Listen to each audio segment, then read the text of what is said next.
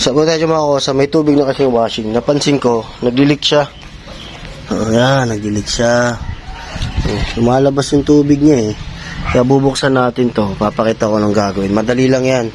Hindi na kayo tumawag ng mekaniko o technician. Tuturo ko.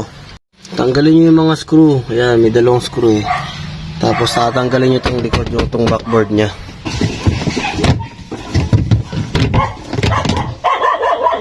Ayan, tanggalan natin yung backboard nya. Ito yung magic dyan. Ito, tanggalin nga natin ito.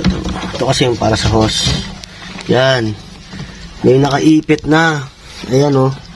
Ngayon, tataas natin to. Lalabas yung tubig. Ngayon, hilahin natin to. Lalabas yung tubig, pero may hila din natin tong napakadaming dumi. Ayan mga kosa. Ito yun, para dun sa flash o. Lalabas yung tubig. Ngayon, hilahin natin to. Ito yung dumi. Yun. Nabasa yung cellphone eh. Ilayo natin ng konti. Pero, gagawin natin dyan, mga kosa, susundutin natin tong washing. Susundutin natin tong washing kasi mahaba pa yung hindi sa loob. So, mahaba pa. Ayun, okay lang matapo yung tubig. Yan.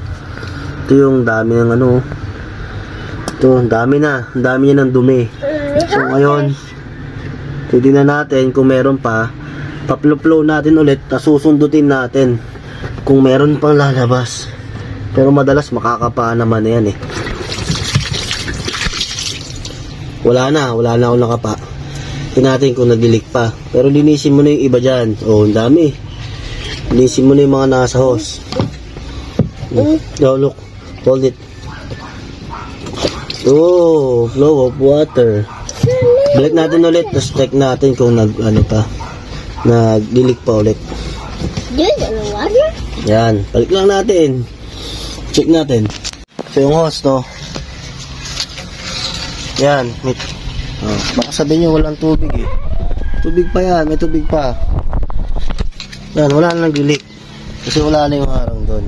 Ngayon balik na lang natin. Yan mga kosa, nakatipid na naman tayo. Kaya okay na yung washing. Konting skills lang, madili lang yung troubleshoot. Sana may natutunan kayo. Gawa lang gawa para may mababalikan.